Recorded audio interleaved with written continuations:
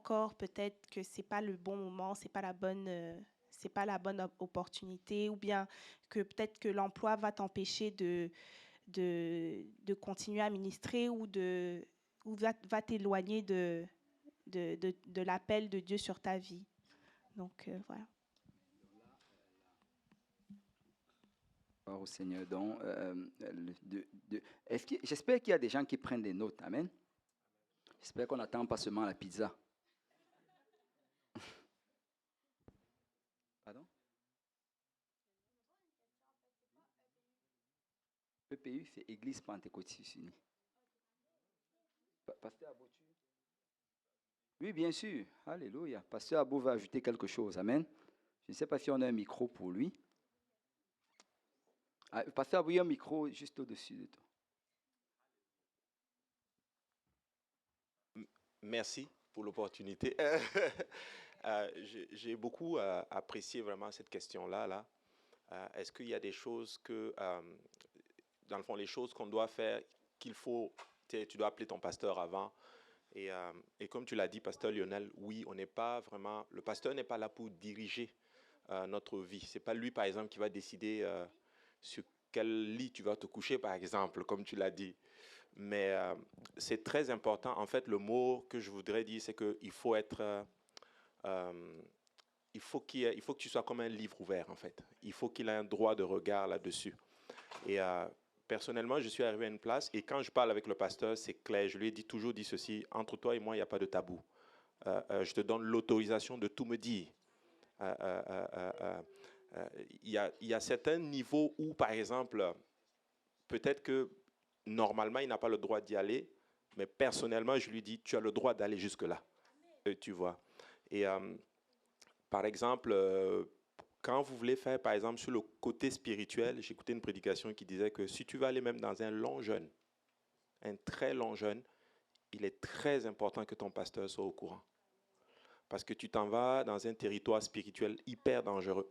Vous savez, des fois, on se dit, oui, je peux aller chercher mon onction tout seul. Et le jeûne est fait puissant aussi. La prière, c'est très puissant pour aller chercher, par exemple, la puissance de Dieu, l'onction de Dieu pour le ministère et tout. Mais c'est aussi un terrain spirituel très dangereux. Tu peux jeûner et puis aller rencontrer des démons et sortir de là avec, par exemple, quelque chose qu'un démon t'a dit. Mais si tu n'es pas couvert spirituellement par ton pasteur, je t'assure, ça va être vraiment très, très, très, très dangereux, tu vois. Donc, je bénis le Seigneur. Ici, même à l'église, avec nous, il y en a, quand ils veulent aller dans un long jeûne, ils viennent nous voir. Le Seigneur nous a mis à cœur d'aller dans tel long jeûne, par exemple. On a besoin de ta couverture, on a besoin de ta prière. Et on prie avec eux pour qu'ils sortent de là vraiment avec la bénédiction du Seigneur, tu vois. Et je vais terminer juste avec un témoignage personnellement que j'ai vécu. Quand on voulait acheter notre maison, on n'avait pas les moyens. On voulait aller loin, justement. Et finalement, on avait trouvé une maison, mais vraiment très loin d'ici. Et je ne sais pas si elle va s'en souvenir. La sœur Jolie avait dit justement à mon épouse il y a quelque temps que Dieu a une maison pour vous à Montréal. Mais je pense qu'elle-même ne se souvient plus peut-être. Voilà, elle confirme. Mais on avait trouvé une maison loin. Et le pasteur, on avait fait l'offre, tout était accepté. La dame était prête même à vendre à perte pour nous donner. Tout était complet. Et le pasteur m'a dit, je te laisse tomber, attends 1 an. On avait aimé cette maison. Je vous dis littéralement, on avait aimé cette maison. Et j'ai appelé le courtier, j'ai dit, écoute, finalement, on va laisser tomber. Il me dit, mais la femme, elle est prête à vendre et tout. J'ai dit, non, laisse faire, on laisse tomber. Mais je vous assure, 1 an, je dis bien jour pour jour. Pas une journée de moins, pas une journée de plus, on avait signé chez le notaire pour notre maison à Montréal.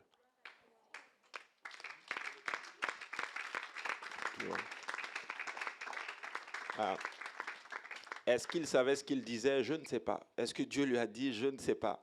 Mais je sais juste une chose, c'est que la soumission est quelque chose qui fonctionne. Il n'y a vraiment pas de débat là-dessus. Et la dernière fois, j'ai trouvé un enseignement qui disait ceci, que dans nos âmes, il y a une porte.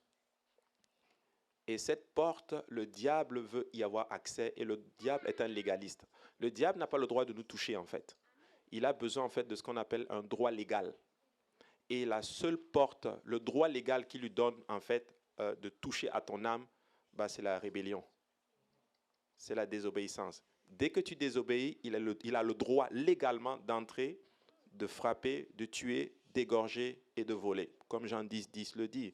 Mais dès le moment que nous commençons à retomber dans l'obéissance, nous fermons littéralement cette porte-là et nous rentrons maintenant dans la bénédiction. Alléluia.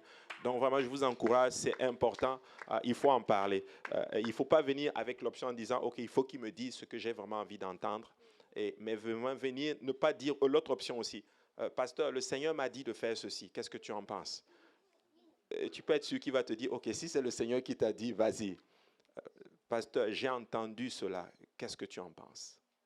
Et je te donne l'autorisation d'aller jusqu'au bout avec moi. Dis-moi ce que tu penses. Il n'y a vraiment pas de problème. Amen. Alléluia. Gloire au Seigneur. Merci, Pasteur Abou. Alléluia.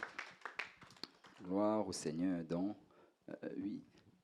Je vais donner un autre exemple, je sais pas, qui n'a pas été mentionné, mais que plusieurs sûrement pensent, le choix du mariage. Amen. Le choix du mariage, c'est capital. Ce n'est même pas à discuter. Là. Moi, je me rappelle toujours de ce que le pasteur m'avait dit une fois quand il nous faisait l'étude à Concordia. Il m'a dit, ne fais jamais cette erreur-là de vouloir, on va évangéliser quelqu'un dans l'optique de le marier. Ne faites juste pas cette erreur-là. Et vraiment, j'ai gardé ça dans mon esprit. Et quand le choix du mariage est venu, pour moi, c'était nécessaire. C'était plus que vital. Vraiment là que le pasteur donne son approbation. Pas approbation forcée, parce que si vous venez dans l'optique, est-ce que je l'épouse ou pas, c'est clair qu'il ne va pas te dire oui ou non, parce que le choix, c'est toi qui vas le faire. Mais les suggestions, le partage de sa pensée par rapport au processus, c'est nécessaire, c'est très nécessaire, parce que peut-être toi tu vois juste que ok, la personne est sanctifiée, oui, c'est Dieu, oui, ceci, oui, bon, et les finances sont là, mais lui il peut voir au-delà de ça, il peut voir des attitudes, il peut voir des comportements, peut-être qui vont compromettre dans le futur, dans le fait de juste partager ça et être ensemble dans ce processus-là, ça t'épargne de beaucoup, ça t'épargne de beaucoup. Amen. Amen. Gloire au Seigneur. Et vous savez, il y a deux choses pour lesquelles il y a deux choses qui font à ce que on doit absolument avoir des conseils dans ce sujet. Les deux choses, c'est ceci. La première des choses, c'est que ce sont nos dirigeants spirituels. Amen. Amen. Et l'onction, ça va du haut vers le bas. Tu dois être soumis à ton dirigeant si tu veux que le Seigneur bénisse ce que tu es en train de faire. Amen. Sans la soumission, comme le pasteur Abou a dit, là, tu as ouvert une porte vraiment pour permettre au diable d'agir. Donc, tu te soumets à ton dirigeant et comment est-ce que tu le fais? C'est en confiant tes projets au pasteur. Parle-lui par rapport à ça. Mais il y a une deuxième chose également, c'est tout simplement le fait il connaît plus que toi. Amen. Alléluia. Je le dis, il n'y a pas beaucoup de jeunes qui disent Amen parce qu'aujourd'hui, on pense qu'on connaît beaucoup. Alléluia. Mais tes parents connaissent plus que toi. Amen. Amen. Écoute, tu as 13 ans, 15 ans sur la terre. Il y a des gens qui ont 60 ans sur la terre. Et tu penses que tu connais plus que... Je ne sais pas, ça ne fait même pas de sens. Amen. Il y a des gens qui ont passé tout déjà d'expérience. Il y a des gens qui ont lu des livres. Tu n'apprends pas grand-chose sur TikTok. Amen. Amen. Amen. Amen. Sur Facebook, tu n'apprends. Aujourd'hui, on est une génération qui, tu sais, avant, les gens lisaient. Aujourd'hui, on a beaucoup qui ne lisent même pas. Donc, tout ce qu'on a comme information, c'est tout ce que les célébrités montrent sur les... Nous avons besoin du conseil des anciens. Amen. Nous avons besoin du conseil des anciens. N'approche jamais avec tes propres projets. Viens avec des pages vierges. Dis, pasteur, voilà, j'aimerais, mais qu'est-ce qu'on doit faire? Qu'est-ce qu'on doit faire? Ne dis jamais ce que tu veux faire. Ça, c'est la bonne approche. Si tu fais cela, tu vas voir comment le Seigneur va bénir. Et tous ceux que moi je connais aujourd'hui qui sont vraiment bénis, ce sont des gens qui se sont toujours approchés comme cela. Ils n'ont jamais amené, tu sais, ce qu'ils ont déjà décidé de faire. Ils viennent toujours, pasteur, qu'est-ce qu'on doit faire? Qu'est-ce qu'on doit faire? Amen. Et juste être prêt à recevoir et permettre à Dieu d'agir. Gloire au nom. Je peux juste rajouter quelque chose. Et la Bible dit dans le Proverbe, chapitre 15, 22, les projets échouent faute d'une assemblée qui délibère. Dans la version Osterval, ça dit les projets échouent ou manquent les conseils, mais ils s'affermissent lorsqu'il y a beaucoup de conseils. Et ça rejoint juste ce que le pasteur Abou disait, que notre vie doit vraiment être un livre ouvert. Et je voulais juste toucher un peu un petit point parce que c'est l'été. Et je pense vraiment que l'un des secteurs qui est très important, c'est notre temps. Ouais. Je sais que beaucoup vont s'embarquer dans des activités sportives, dans des emplois, et ils n'auront plus le temps pour venir à l'église. Le pasteur doit savoir où est-ce que tu es. Qu'est-ce que tu fais à tel moment? Tu sais, on doit pouvoir voir le pasteur. Pasteur, Émeric, qu'est-ce qu'il fait maintenant? Et le pasteur doit être en mesure de répondre que je pense qu'il est à cet endroit-là, et on va fouiller, on le voit. Oh, il est là. Et c'était juste ça que je voulais rajouter. Vous savez, moi, je me rappelle encore, même quand j'étais étudiant, j'allais souvent voir le pasteur. Je lui disais, pasteur, regarde, voici tel cours, voici tel cours. Et je pense que ce cours-ci, ça va finir tard le soir. Qu'est-ce que tu en penses? Et c'est vraiment très important. C'est vraiment très important. Amen. Amen. Gloire à Dieu. Amen. Gloire au nom du Seigneur. Elle fait ça. La sœur Maureen, elle voulait partager quelque chose, mais juste avant qu'elle ne le fasse, peut-être je peux lui apporter le micro pour qu'elle le dise, mais avant qu'elle ne le fasse, j'aimerais juste dire aux jeunes, j'espère qu'on prend des notes. Amen. Alléluia. Vous savez, avant de prendre votre pizza, on va vous demander de citer. On va mettre quelqu'un à la table. Alléluia. Cite toutes les choses que tu as besoin de l'approbation du pasteur. Alléluia. Là, maintenant, il y a des gens qui se réveillent. Hein. Alléluia. On a parlé de la carrière, choix de carrière. Tu dois, même pendant l'été comme ça, si tu veux faire des jobs d'été, appelle ton pasteur. Amen. Pasteur, je veux travailler au McDo. Qu'est-ce que tu en penses? Amen. Alléluia. Wow. Il n'y a pas beaucoup d'amen, mais c'est la vérité. C'est la vérité. On parle de la carrière, le mariage. Alléluia. On a parlé encore de quoi? Même du lieu de domicile où tu as habité. On a parlé de quoi d'autre? Du ministère. Le ministère dans lequel le Seigneur t'appelle, ou bien si tu es appelé, peut-être aller faire ministère ailleurs. Tu sais, ce sont des choses comme ça. Quoi d'autre encore? Quoi? La carrière, le mariage. Et c'est ça. Donc, ce sont des... C'est ça. Et ce sont ce sont des choses vraiment, peuple de Dieu, gardons cela en notre. Alléluia. Rappelez-vous, on aura un test avant la pizza. Amen. Gloire au Seigneur. Oui. En fait, on va d'abord prendre, elle avait posé la question, après ça va être vous.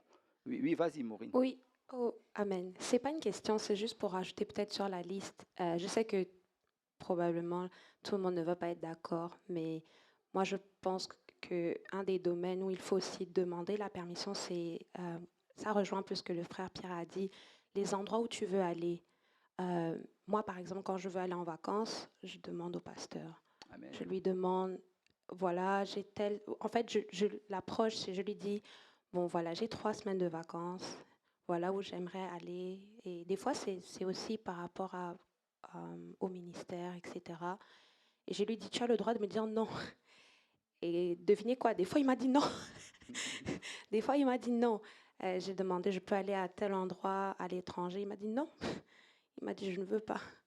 Et ça me suffit. Quand il me dit non, je ne veux pas, il n'a pas besoin de m'expliquer dans beaucoup de détails. Et je sais que ça va peut-être frustrer certaines personnes, mais il a le droit de veto aussi là. Parce que,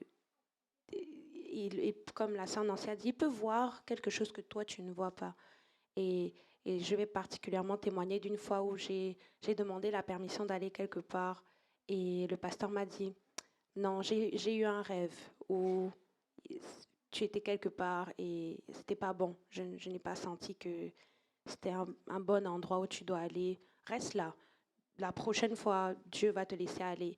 Et à chaque fois que je suis allée en vacances, Dieu m'a bénie. J'ai eu la possibilité de parler à quelqu'un ou quelque chose de bon s'est passé même avec ma famille. Donc, demander la permission. Je ne vais jamais oublier, le pasteur m'a dit, il y a la permission, il y a la bénédiction.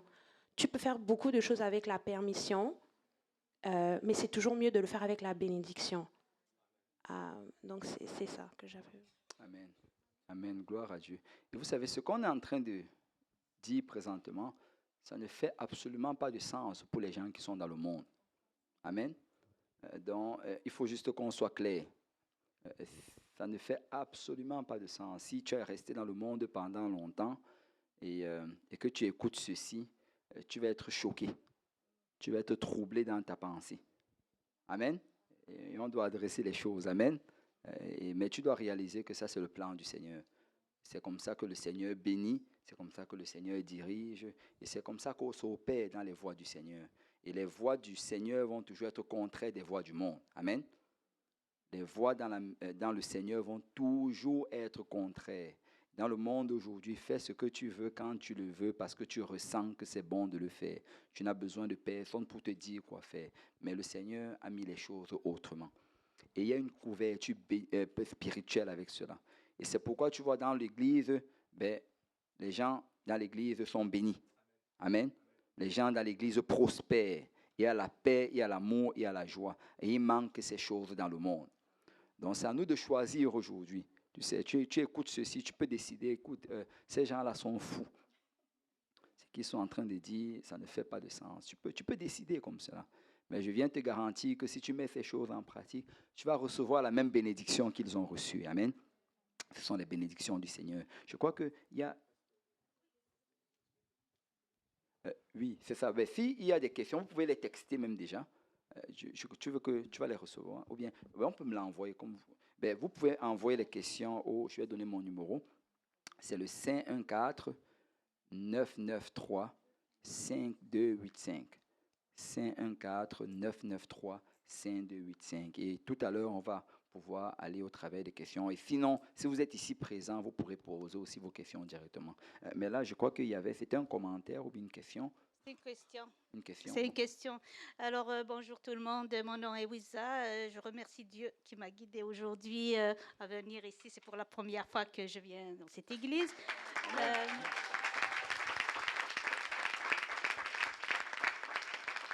Et je remercie aussi le Seigneur pour ma fille parce que c'est elle qui m'a encouragée à venir ce matin. Amen.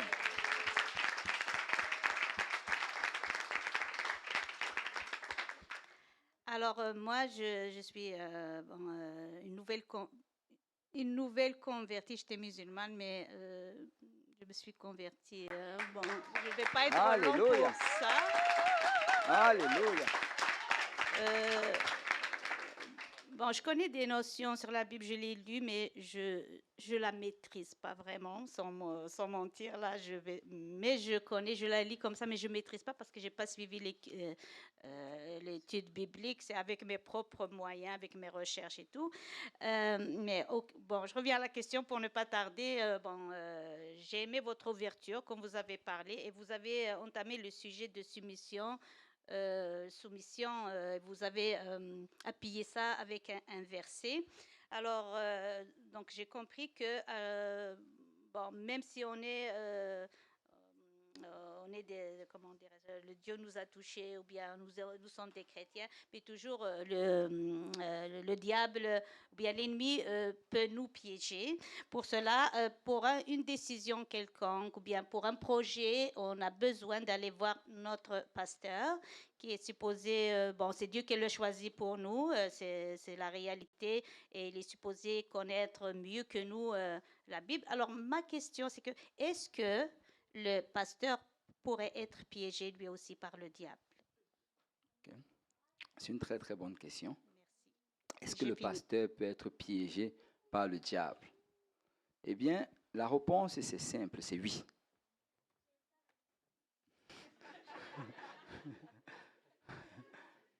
Oui, le pasteur peut être piégé par le diable. Mais, il y a un mais. Amen. Mais on doit comprendre que Dieu est plus fort. Dieu, alléluia, ne peut jamais être piégé. Le pasteur peut être piégé, mais Dieu ne peut jamais être piégé. En fait, la Bible dit que tout concourt au bien de ceux qui aiment Dieu. Ça veut dire que quoi? Ça veut dire que souvent le diable va faire des plans et des projets et il va piéger du monde. Mais qu'est-ce qui va se passer? C'est qu'à la fin de l'histoire, Dieu va toujours tout retourner afin que ça tourne à notre avantage. Et le point, c'est ceci. Nous devons savoir qui nous servons. Amen. Nous devons savoir que Dieu est au-dessus de tout. Il n'y a rien qui ne le prend jamais par surprise. Rien ne prend Dieu par surprise. Amen.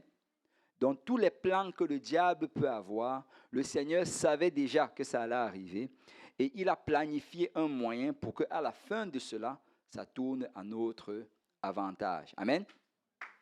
Mais pour que cela arrive, pour que le Seigneur bénisse cela, pour qu'il le tourne à notre avantage, il faut que les choses se passent à sa manière. Et la manière du Seigneur, c'est l'ordre. Dieu est un Dieu d'ordre.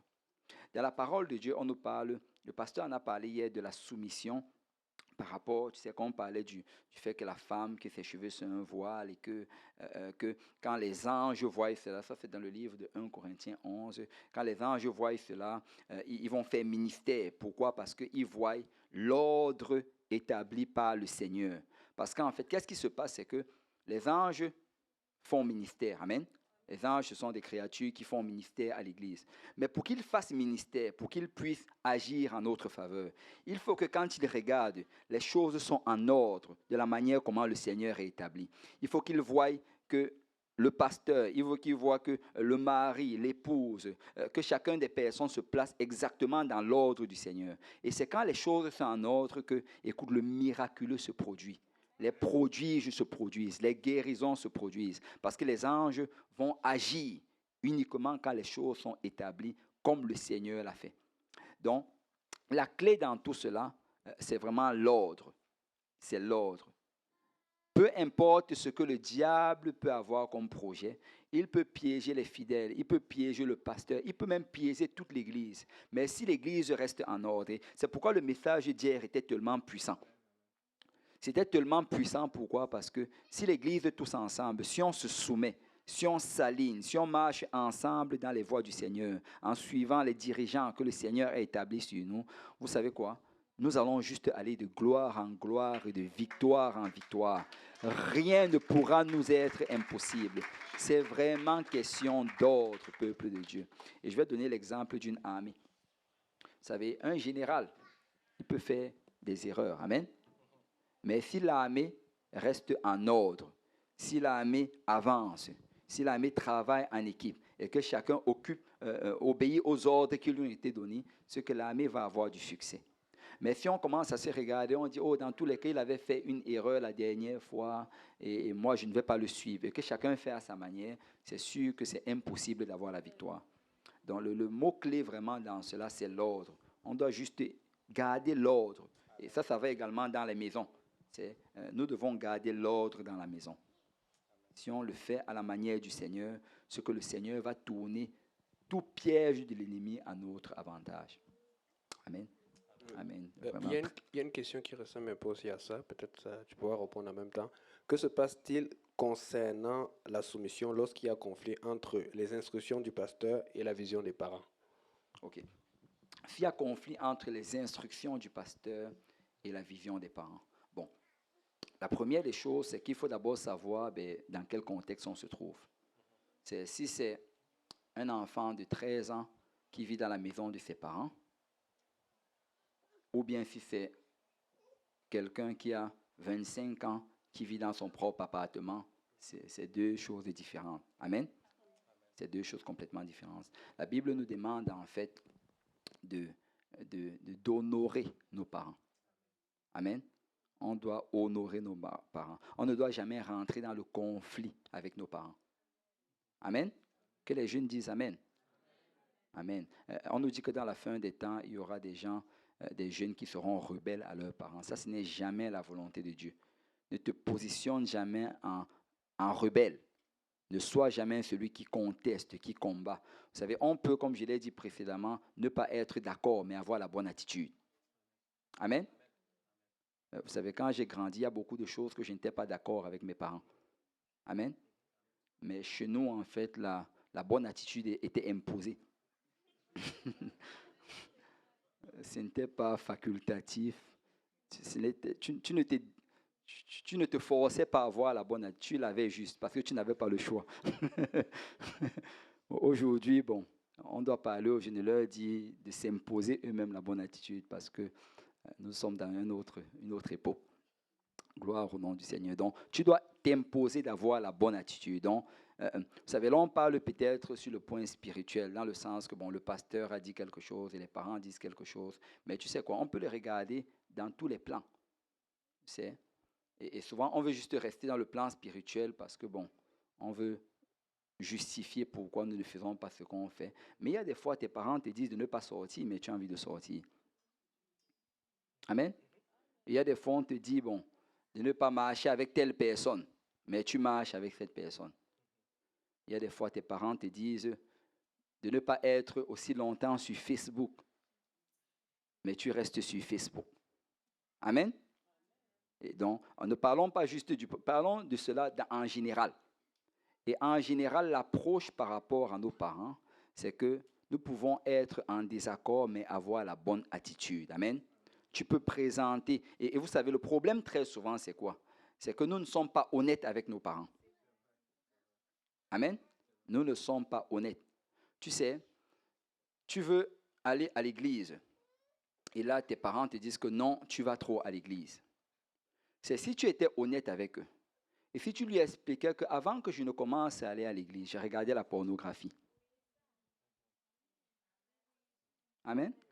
Avant que je n'allais à l'église, j'avais une vie de débauche. Avant que je n'allais à l'église, je goûtais à l'alcool qu'on me donnait à l'école avec mes camarades de classe. Avant que je n'allais à l'église, je fumais le pot que mes amis me présentaient à l'école. Avant que je n'allais à l'église, tu sais, je passais mes nuits peut-être à ne pas dormir, j'avais de l'insomnie. C'est si tu es honnête et que tu présentes vraiment les choses comme elles sont. À la fin, il va dire, va à l'église. Va à l'église. Écoute, tu ne vas pas assez à l'église. Et le problème souvent, c'est qu'on n'est pas honnête.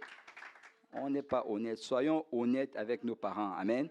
Alléluia. Et vous savez, très souvent, ils vont combattre cela parce que ils ne savent pas vraiment ce que Dieu a fait pour nous. Amen. Tu dois être honnête. Juste dis ce que le Seigneur a fait. Partage ton témoignage avec tes parents. Et à la fin, alléluia, écoute, il va commencer à appeler le pasteur. Est-ce qu'il vient assis? Gloire au nom du Seigneur. Amen. Une autre question, comment choisir son pasteur? Amen. Comment choisir son pasteur? Ça, c'est une bonne question parce que ça s'aligne justement avec la question avec l'une des questions que j'avais ici. 2 secondes, passer Yannick. Ah, ok. C'est ça. Et c'était une question que j'allais poser justement à nos conseillers ce matin. Et ma question, bon, je la repose d'une autre manière. Si je ressens que je suis plus proche d'un autre dirigeant et que j'aimerais me lier à lui, quelle est l'approche que je devais suivre? Si je me sens un peu plus compatible, tu sais, parce que le frère Pierre en a parlé tantôt, il a parlé du fait que, bon, le Seigneur l'a littéralement placé avec son pasteur. Et la plupart d'entre nous, sinon même nous tous, c'est le Seigneur qui nous a juste placés d'une manière naturelle. Tu n'as même pas eu à forcer. Tu n'as pas eu à choisir un pasteur. Amen. Tu n'as pas eu à prendre, je ne sais pas. Je ne crois pas qu'il y ait quelqu'un qui soit arrivé ici à l'église et il s'est assis et il a vu tous les pasteurs. Et il a dit que bon, je vais aller prier pour que Dieu me dise qui est mon pasteur. Je ne crois pas. Je crois que le Seigneur a juste placé naturellement quand on est arrivé. Donc la question n'est pas vraiment comment choisir son pasteur. Mais la question c'est si je suis en train de me ressentir plus proche avec un autre. Amen. Si je ressens une certaine compatibilité avec l'autre, quelle est mon approche par rapport à cela? Amen. Je ne sais pas si quelqu'un veut essayer de répondre. Mais moi, personnellement, ce que je sais, c'est que, et on voit l'exemple dans la Bible, c'est que si tu es sincère avec toi-même et que si tu pries, tu vas naturellement te rendre compte que telle personne, c'est ton pasteur parce que sa voix dans ta vie, comme on a parlé d'avoir une relation avec son pasteur et de partager, de demander son approbation, partager des choses, avoir ses conseils, etc., vous allez vous rendre compte qu'au fur et à mesure, à chaque fois que, par exemple, tu vas aller vers ce pasteur en question et que tu vas lui poser une question par rapport à X ou Y sujet qui concerne ta vie et que tu pries aussi en parallèle par rapport à ça, tu vas te rendre compte que la voix du Seigneur que tu entends, donc la direction que Dieu te donne, ce sera exactement la direction que ton pasteur ou la personne qui est supposée être ton pasteur te donne aussi. Tu vas voir qu'il y aura cet alignement en fait naturel entre ce que tu entends de la part de Dieu quand tu vas en prière et la direction que l'homme de Dieu, que Dieu veut qu'il soit dans ta vie, te donne. Donc, c'est ce que je peux dire par rapport à ça.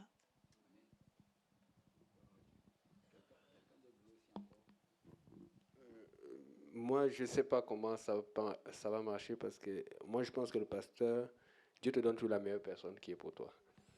Moi, personnellement, je suis quelqu'un de... Je me connais, je suis bizarre. J'aime le show, j'aime bouger et tout. Je ne sais pas si quelqu'un d'autre que le pasteur Kaozi m'aurait supporté parce que j'ai essayé de regarder, de faire le matching, ça ne marche pas. Amen. Parce que c'est comme ça que Dieu fait.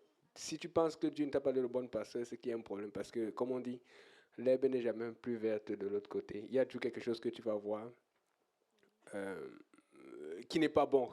Quand tu vas aller là-bas, tu vas dire, oh, j'étais bien là où j'étais. Maintenant, le seul cas de la petite expérience que j'ai, où je peux comprendre que quelqu'un peut peut-être être sous la direction d'autre pasteur, c'est d'abord qu'il aille voir son pasteur et qu'il a un appel dans une ville quelque part qui est éloignée. Et maintenant, il y a déjà un autre pasteur là-bas qui connaît comment ça marche, les rudiments et tout cela. Et puis lui qui a peut-être plus l'approche pour te montrer et te conseiller, prier pour toi, te protéger. Parce que quand tu sors, tu changes de démon. Et les démons, ils ne ricanent pas. Mais si tu es là où tu es, dans la localité que tu es, là où Dieu t'a appelé, tu dois travailler avec le pasteur avec lequel Dieu t'a appelé. En tout cas, honnêtement, je ne vois pas comment tu peux changer. Ça ne marche pas. Amen. Moi, de mon côté, en fait, je me rappelle toujours que c'est Dieu qui a occasionné la rencontre. Je sais comment ça s'est passé et je sais en fait que je fais confiance au Seigneur. Je sais qu'il m'aime et parce qu'il m'aime, il m'a donné la meilleure personne. Il m'a donné le meilleur pasteur au monde. Et vous savez, c'est déjà arrivé que je suis proche des autres pasteurs. Plusieurs fois même, c'est déjà arrivé.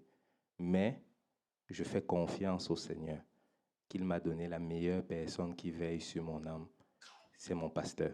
Et en réalité, on ne doit pas suivre, on ne doit pas marcher selon la vue, mais selon la foi. On ne doit pas marcher selon les émotions. On doit marcher selon la parole de Dieu. Dieu t'a donné ton pasteur, alors reste avec ton pasteur. La Bible dit que ce que Dieu attend d'un dispensateur, c'est qu'il soit trouvé fidèle. Aujourd'hui, ce qui tue beaucoup notre génération, c'est l'infidélité. Comme le pasteur Yannick a dit, on recherche, on pense en fait que l'herbe est verte à l'extérieur. Et très souvent, on va dire, ah, tel pasteur, il a l'air mieux. Si j'étais là-bas, j'allais peut-être grandir plus vite. Il parle plus de telle chose qui me convient. Mais en réalité, ton pasteur, c'est la meilleure personne pour ton âme. Tu n'as pas besoin de changer quelque chose. Donc, moi, je pense vraiment que même si tu te sens comme aller là-bas, reste avec ton pasteur. Fais confiance au Seigneur. Amen. Gloire au Seigneur. Amen. La Bible dit que vous avez un seul Père. Amen. C'est Paul qui leur dit cela. Tu peux avoir plusieurs personnes qui vont t'enseigner, plusieurs prédicateurs, mais tu as un seul pasteur. Et ça, c'est pour répondre à une question qui a été envoyée par message texte. Peut-on avoir deux pasteurs, car les deux ont le même point de vue? La réponse simple, c'est non. Non avec un grand N. Tu ne peux pas avoir deux pasteurs, alléluia, comme tu ne peux pas avoir deux maris, ou bien deux femmes. Alléluia. Nous sommes unicitaires. Amen. Un seul pasteur, un seul Dieu. Amen. Gloire au Seigneur. Ouais, c'est ça. Mais je vais essayer parce que celle-ci, elle était venue en premier. L'autre, c'était, si j'ai un projet pour glorifier Dieu, puis je le fais sans l'avis du pasteur. La réponse encore, c'est non. Ça s'aligne vraiment avec ce qu'on a parlé jusqu'à présent. Écoute, si c'est pour glorifier Dieu, ben, ça doit se faire à la manière de Dieu. Amen. Si c'est pour glorifier Dieu, ben, fais avec la structure que le Seigneur a établie. Parce que très souvent, si nous le faisons juste à notre manière, ben, c'est pour nous glorifier nous-mêmes. Souvent, c'est par orgueil. Si c'est vraiment pour le Seigneur, tu vas t'humilier. Souvent, tu vas vouloir, vous savez, David voulait faire quelque chose pour glorifier le Seigneur. Il voulait construire le temple de Dieu. Le Seigneur a regardé David, il a dit, David, ce n'est pas toi, mais c'est celui qui va venir après toi. Vous savez, David aurait pu avoir la mauvaise attitude par rapport à ça. Je voulais faire quelque chose pour glorifier Dieu. Mais non, David, qu'est-ce qu'il a fait? C'est qu'il a dit, Seigneur, peut-être tu ne permets pas que je le construise. Mais David est allé et il a accumulé tout ce que ça prenait pour construire. Il a rassemblé l'or, l'argent, les pierres précieuses. Il est allé, il a même préparé les travailleurs. Il a tout fait. Quand Salomon est venu après lui, il a construit. Après, on appelle cela le temple de Salomon. Vous savez, David voulait glorifier Dieu. Amen. Et il n'a tiré aucun honneur. Quand tu veux glorifier Dieu, ne t'attends pas à tirer un honneur de cela. Amen. Si c'est vraiment pour le Seigneur, alléluia. Si ton pasteur te dit, écoute, laisse, quelqu'un d'autre va le faire. Alléluia. Va juste prier pour la personne qui a été choisie. Amen. Prie pour la structure qui a été établie. Parce que ce n'est pas pour ma gloire, c'est pour la gloire du Seigneur. Amen. Gloire au nom du Seigneur. Je vais toucher rapidement les autres questions avant qu'on prenne celles qui sont ici. Voilà. Pourquoi, en parlant de soumission, nous pensons aussi à l'abus? Même si on veut être soumis, pourquoi on appréhende le fait d'être abusé? Amen. Et ça, c'est une bonne question. Amen. Hein? Non, ce sont des questions qui sont envoyées par message texte. Donc, pourquoi en parlant de soumission? Et la raison pourquoi beaucoup de personnes aujourd'hui combattent avec la soumission, c'est parce qu'on entend beaucoup des abus. Amen. Amen. On va être honnête. Il y a beaucoup d'abus là-dehors. Et donc, moi, personnellement, je vais vous donner mon témoignage. Moi, quand je suis venu à Dieu, je n'ai jamais vraiment eu une relation de fidèle et pasteur avant de venir dans le Seigneur. Ma première relation fidèle et pasteur, c'est avec mon pasteur, le pasteur Kaozi. Et tu sais, quand je suis arrivé, c'est sûr que j'avais entendu les histoires d'abus et j'avais entendu de ces pasteurs-là, tu sais, qui profitent des brebis, qui abusent des brebis et vraiment qui maltraitent littéralement les brebis que le Seigneur les a confiées. Mais vous savez, si tu reconnais que c'est ton pasteur, tu dois lui faire confiance. Amen. Amen. Si tu regardes et tu dis que c'est quelqu'un qui abuse, eh bien, peut-être ce n'est pas alors ton pasteur. Amen. Mais si tu reconnais que c'est ton pasteur, tu dois lui faire confiance. Et c'est là où on doit être honnête avec nous-mêmes. Amen. Parce que très souvent, nous allons voir, nous savons que c'est l'homme de Dieu dans notre vie et nous savons que Dieu parle dans nos vies au travers de lui. Et on va le suivre aussi longtemps que tout est correct. Mais dès qu'il dit quelque chose qui ne fait pas notre affaire, là maintenant on commence à penser à l'abus. Et s'il faisait ça pour profiter? Écoute, depuis que tu es avec lui, tu sais qu'il n'a jamais fait cela. Amen. Et son témoignage avec les autres. Vous savez, souvent, on va avoir quelqu'un qui va se lever et commencer à mal parler de ton pasteur. C'est une personne qui parle mal, alors qu'il y a 500 personnes qui en parlent du bien. Mais on va vouloir suivre celui qui parle mal. Vous savez, ça a commencé au ciel. Le diable s'est levé et il a commencé à mal parler de Dieu. Et la Bible dit qu'un tiers des anges l'ont suivi. Amen. Et le fait qu'il ait mal parlé de Dieu, ça n'a rien changé dans le caractère de Dieu. Amen. Ça n'a rien changé dans le royaume de Dieu. Le royaume de Dieu a continué d'avancer. Alors, peuple de Dieu, faisons attention. Vous savez, si on est honnête, on connaît ceux qui abusent. Et si on est honnête, on connaît ceux qui n'abusent pas. Et mon pasteur n'abuse pas. Amen. Alors, peu importe le témoignage que je peux entendre ici dehors, sur YouTube, sur Facebook, je ne veux rien à faire à voir avec cela. S'il abusait, c'est que je serais déjà parti depuis longtemps. Amen. Mais si j'ai décidé de rester, et si tu as décidé de rester, c'est parce que tu sais que ton pasteur n'abuse pas. Amen. Donc, ça prend vraiment d'être honnête. Ne commençons pas à penser aux abus juste quand on dit des choses qui ne font pas notre affaire. Alléluia. Le pasteur dit que tu ne peux pas marier cette personne. Oh, ils abusent. Gloire au nom du Seigneur. Là, je vais toucher la dernière question.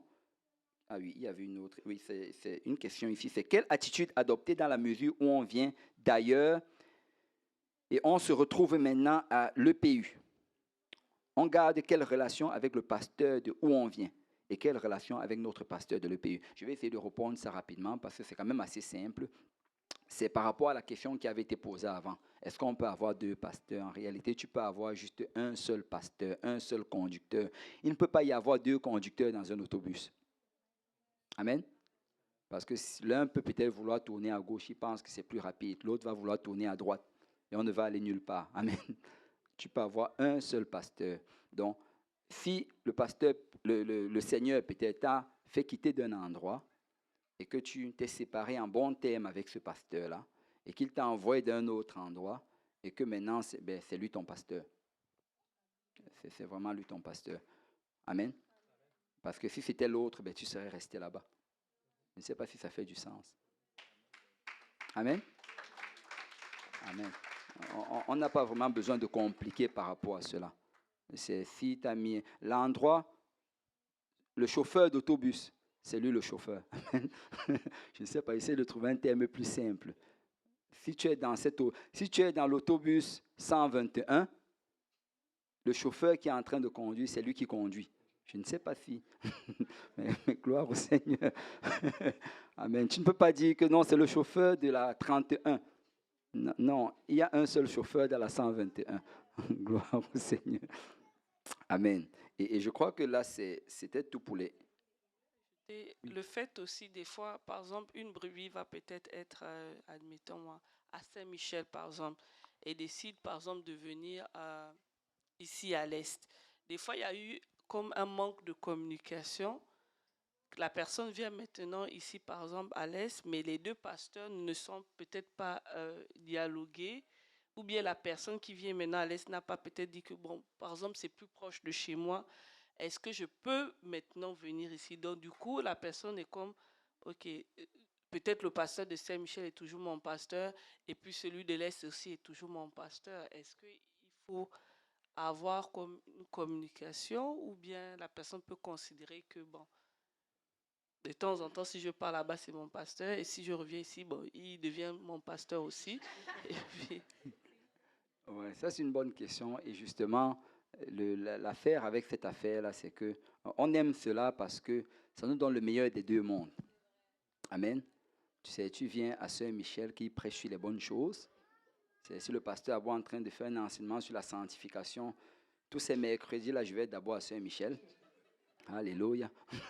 Quand il refinit, il commence à prêcher sur les bénédictions des tribus d'Israël. Là, je peux... Non, ça ne marche pas comme ça. En fait, vous savez, si vous devez aller quelque part, vous devez toujours dire à votre pasteur. Avant de...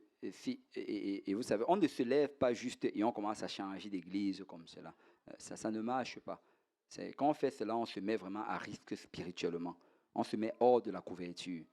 Si tu es à l'église de l'Est et que tu es en train de penser que peut-être tu dois aller à l'église, je ne sais pas, de Saint-Michel, première des choses, va d'abord voir le pasteur Abou. Amen. Va le voir, pasteur Abou, je suis en train de penser. Et je crois que la réponse appropriée, ça va être, bon, non, tu restes ici. Gloire au Seigneur.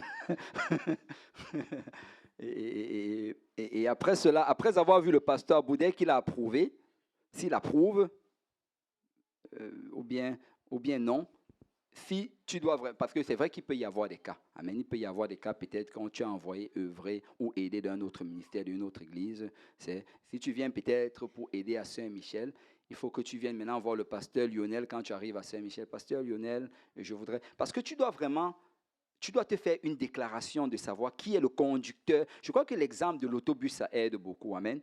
Qui est le nouveau conducteur de l'autobus? Amen. Tu dois savoir qui est en train de conduire. Parce que tu ne peux pas juste être dans le doute. Le diable aime qu'on opère dans le doute. Tu dois savoir qui est ton pasteur. Tu dois savoir qui peut te dire littéralement que non, ne fais pas ceci. Oui, fais ceci. Ce serait une bonne chose. Ce serait dangereux de faire ceci. Nous avons vraiment besoin de cela. La Bible dit que nous sommes les brebis du Seigneur. Et une brebis sans berger va faire beaucoup de choses stupides. Beaucoup de choses. Et je le dis présentement, pourquoi? Parce que je suis soumis à mon pasteur. Vous savez, je suis soumis à mon pasteur et je n'ai même pas de questionnement par rapport à cela. Et ça, c'est la voie de la bénédiction. Amen. Oui, sœur Valis, c'est une question. Parle un peu fort.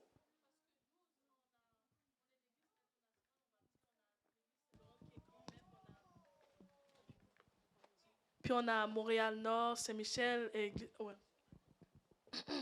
Parce que nous, on a une grosse église, comme il y a Saint-Laurent qui est la grand-mère, il y a Montréal-Nord, tout ça, tout ça. Puis, par exemple, si on va à Montréal-Nord, puis Saint-Laurent en même temps, je considère que c'est Pasteur Luc, mon pasteur, ou Pasteur Kaozi. Ben, peut-être il faut que tu ailles directement leur demander.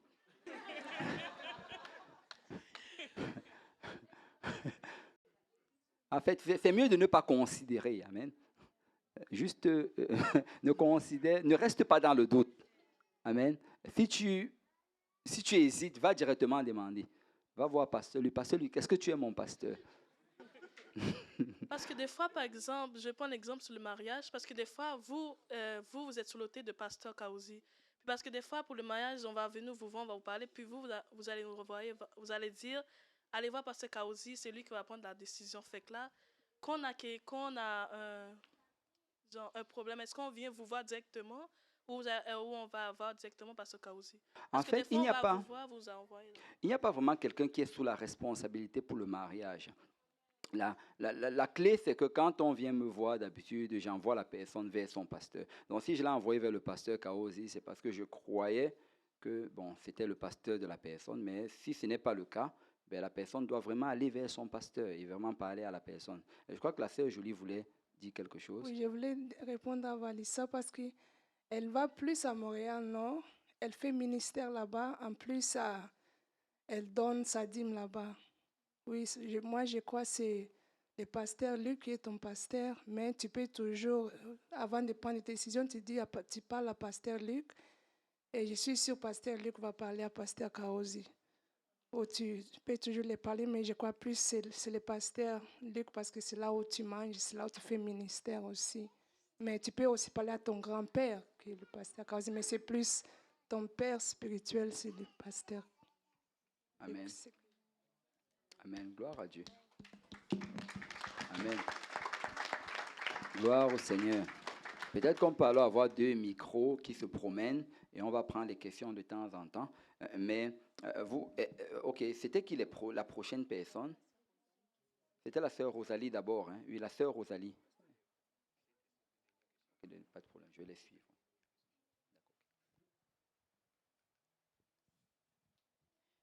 Je voulais parler au sujet de choisir un pasteur parce que quand j'ai habité à Toronto, même si j'étais en Royaume-Uni, quand j'ai pensé que maintenant je vais déménager à Montréal, j'ai téléphoné à mon pasteur à Toronto pour demander, écoute, je n'avais jamais habité à Montréal. Vous savez plus les pasteurs autour du Canada. Donc, qu'est-ce que tu penses à Toronto où je dois aller à l'église? Il m'a conseillé donc, il y a 2 pasteurs là qui ont été établis longtemps, qui sont vraiment solides dans la doctrine. Tu vas aller visiter les 2 églises plus d'une fois. Chacun, tu dois visiter plus d'une fois. Puis, tu vas t'attacher avec l'un ou l'autre. Et puis, après cela, tu peux choisir si, par exemple, parce que j'étais impliquée avec une église fille là-bas à Toronto, il m'a conseillé, donc, après que tu as établi avec une des églises qui est déjà établie, tu peux, après cela, trouver peut-être une église fille de cette église à Montréal pour devenir impliqué. Mais la première étape, juste attache-toi à une église qui est vraiment établie dans la doctrine sainte, parce qu'il connaît les 2 pasteurs principaux depuis longtemps ici. Donc, c'est comme ça que le Seigneur m'a dirigé. Et tu penses, je suis anglophone, c'est plus facile pour moi peut-être de rester de l'église Saint-Laurent les matins ou l'église West Island. Mais quand j'ai visité chacun et j'ai prié, je n'étais pas... c'est comme mon esprit n'était pas... Il était turbulent encore. Il n'a pas trouvé sa place. C'est comme, tu sais, comme le colombe que Noé laisse partir et je n'ai pas trouvé ma place. Il y a quelque chose qui manque. Après, je suis venue parce que c'est attaché avec l'église de Saint-Laurent. Ils ont parlé de l'église de francophone de l'après-midi. Donc, j'ai pensé, OK, c'est encore en obéissance avec mon pasteur à Toronto. Il est attaché avec l'église principale. Donc, je suis venue à l'église francophone les après-midi. Et puis là, je sentais dans mon esprit que oui, c'est la place correcte pour moi. Et j'ai dit, ah oui, Seigneur, en fait, c'est bon parce que j'ai voulu améliorer mon niveau de français et c'est à propos de mon appel, etc. Donc, je trouve si on écoute, même si on va déménager, on peut trouver la direction de notre pasteur et puis trouve la bonne manière. Et puis après, je suis là. Il y a les choses qui arrivent comme vous avez déjà parlé. Je dis, ah, il enseigne les choses que ce n'est pas ce que je voulais entendre, c'est contre. Donc j'ai dit, Seigneur Jésus, tu m'as placé ici. Pourquoi tu m'as placé ici? Oh Seigneur Jésus, aide-moi parce que tu m'appelles ici. Et donc il dit cela et donc, mais je lui ai parlé. Je n'ai pas parlé avec les autres personnes à propos de cela. Je lui ai parlé. J'ai dit, Pasteur Kohozi, c'est ceci, c'est cela. Il dit, non, tu as même mon bénédiction pour faire cela. J'ai dit, mais toi, tu as dit ceci. Il dit, non, mais si là-bas, tu fais le missionnaire, et donc vous l'avez invité, donc vous m'avez demandé l'approbation avant de faire cela, donc c'est bon. Donc, il y a juste, comme vous avez dit, l'ordre. Si tu suives le plan de Dieu, il va ouvrir la porte, même s'il paraît que les portes sont fermées. Il veut juste garder une bonne attitude, prier et juste rester dans la bonne place et Dieu, il va ouvrir les portes avec du temps. Amen. Amen. Gloire au Seigneur. Amen. Merci Seigneur. Et la sœur Rosalie, elle fait l'œuvre d'un missionnaire. Et elle, en fait, et c'est important peut-être que je mentionne un peu son témoignage parce que sinon quelqu'un risque de tirer juste ce qu'il a envie d'entendre dedans. Vous savez, elle a mentionné le fait que quand elle est arrivée, elle a commencé à aller dans 2 églises et qu'elle cherchait la direction du Seigneur. Mais il faut comprendre que c'est parce qu'elle fait l'œuvre d'un missionnaire. Donc, elle a son pasteur. Et vous savez, quand elle était dans la ville où il y a son pasteur, elle n'allait pas dans 2 églises pour chercher. C'est ici parce qu'elle est en train de faire l'œuvre d'un missionnaire. Mais toi, si tu es ici et que tu n'es pas encore missionnaire, alléluia, reste dans ton église. Reste dans ton église.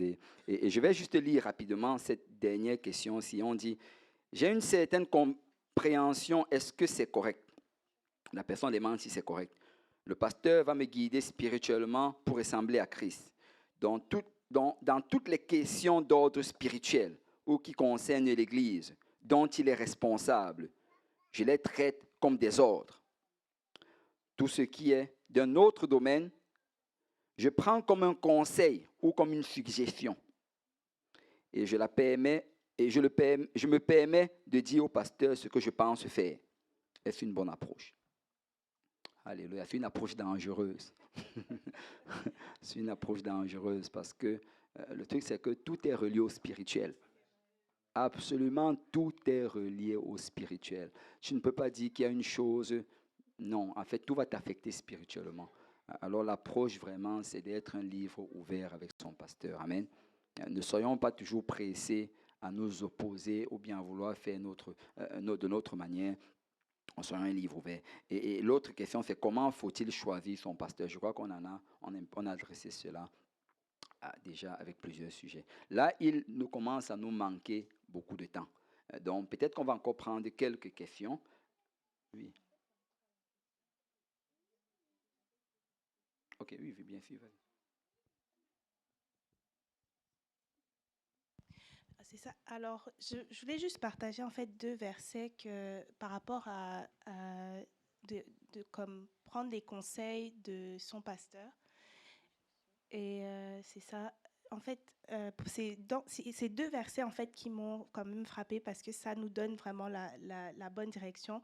C'est Proverbe 13, verset 14 et Proverbe 14, verset 27. Dans Proverbe 13, verset 14, la Bible dit que l'enseignement du sage est une source de vie pour détourner des pièges de la mort. Et dans Proverbe 14, verset 27, la Bible dit que la crainte de l'Éternel est une source de vie pour détourner des pièges de la mort. Donc, en fait, ces deux versets m'ont vraiment comme touchée parce que ça répond vraiment, c'est que tu peux pas faire l'un sans l'autre. Le spirituel et le naturel, ça concorde toujours. Tu as besoin de la crainte de l'Éternel, mais tu as aussi besoin de l'enseignement du sage. Tu peux pas négliger un et juste choisir l'autre et vice-versa. On a vraiment besoin des deux parce que ce sont les deux qui vont pouvoir nous guider. Donc, pour moi, quand je pense à l'enseignement du sage, je pense vraiment tous les conseils de mon pasteur, je vais les prendre avec la crainte de l'Éternel, je vais les prendre pour les appliquer dans ma vie. Amen. Gloire au nom du Seigneur. Gloire au nom du Seigneur. Là, je vais lire la dernière question, et après, on va prendre encore juste quelques questions avant de conclure. Hein? La dernière question qui m'a été envoyée par message texte, c'est « Qu'en est-il de notre pasteur des jeunes? Quelle est la meilleure relation à avoir avec notre pasteur des jeunes ayant déjà notre pasteur? » Amen. Et ça, c'est une bonne question. Alléluia. Gloire au Seigneur. Et c'est bon, parce que je suis le pasteur des jeunes, donc je peux très bien répondre. Amen. Alléluia. Bon, d'habitude, on parle de pasteur des jeunes, mais en réalité, on parlerait plus de dirigeant des jeunes. Parce qu'il y a une différence entre être un pasteur et être un dirigeant.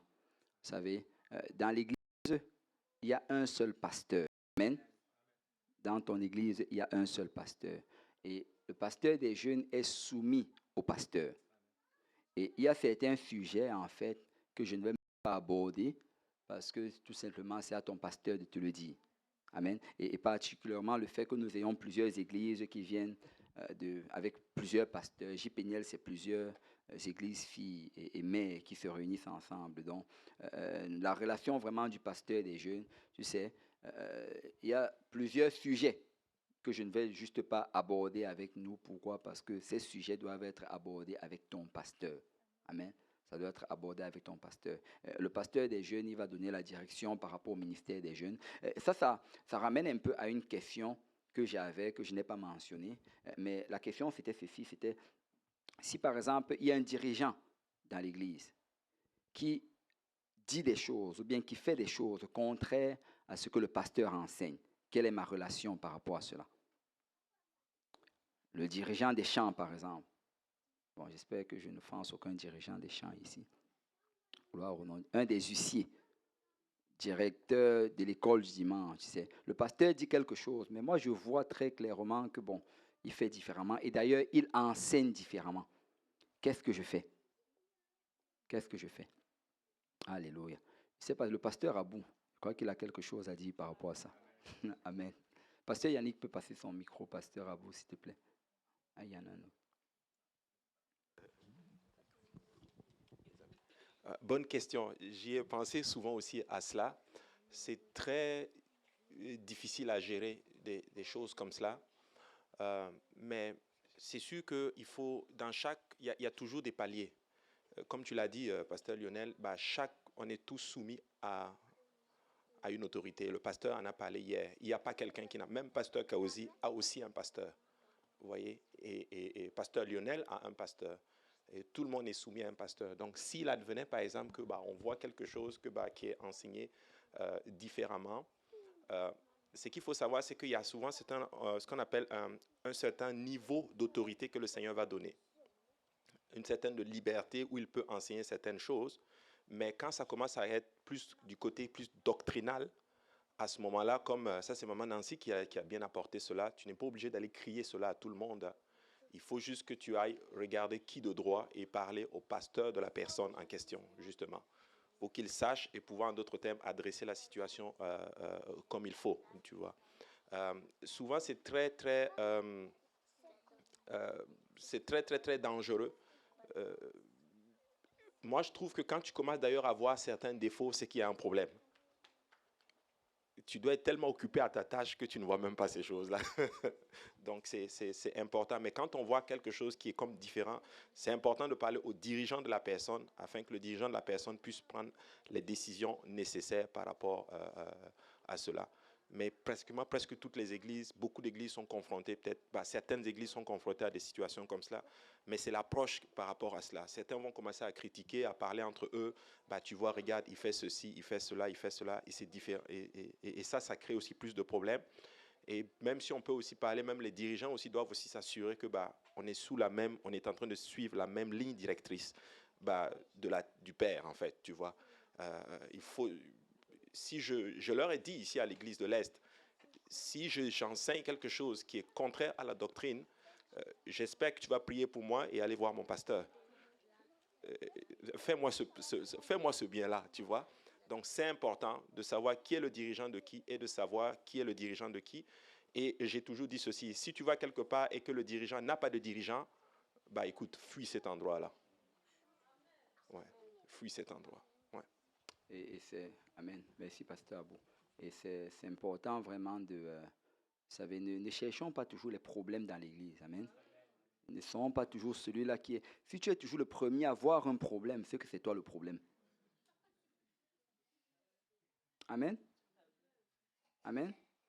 Le Seigneur regarde son Église, il dit qu'il ne voit aucun défaut sur cela. Si nous en voyons beaucoup, c'est que nous avons des problèmes. Et on parle du fait que, peut-être un dirigeant fait des choses contraires. Mais est-ce que vous réalisez que souvent, c'est nous qui avons un mauvais jugement? Souvent, tu vas penser qu'il fait contrairement. Je ne sais pas si vous avez déjà, ceux qui évangélisent, peut-être l'ont déjà entendu. Tu dis à quelqu'un d'être baptisé au nom de Jésus. Il dit, écoute, Jésus a prêché au nom du Père, Fils, Saint-Esprit, mais Pierre a dit au nom de Jésus. Moi, je fais ce que Jésus a dit, mais pas ce que Pierre a dit. En fait, la personne n'a juste pas compris. Amen. Et souvent, c'est parce qu'on ne comprend pas. Donc, soyons juste toujours prompts à prier pour les gens. Soyons toujours prompts à chercher la réconciliation. Ne soyons pas celui qui... Et souvent, quand on fait ça, c'est parce qu'on cherche la chose qui nous plaît le plus, la chose qui nous arrange. C'est le pasteur a enseigné sur cette chose, mais je vois une sœur à l'église qui ne fait pas ce que... Donc, écoute, mais elle chante quand même à la chorale. Amen. Et qu'elle chante chaque fois, je suis touché. Ne soyons pas de ceux qui cherchent des excuses pour ne pas servir le Seigneur. Regardons tous dans la bonne direction. Amen. Ce n'est pas parce que l'autre a failli que ça veut dire que c'est une justification pour que je faillisse. Je vais rester selon l'enseignement apostolique, selon, alléluia, ce que le pasteur a enseigné et nous allons avancer ensemble. Amen. Gloire au nom du Seigneur. Le frère Patrick avait une question depuis.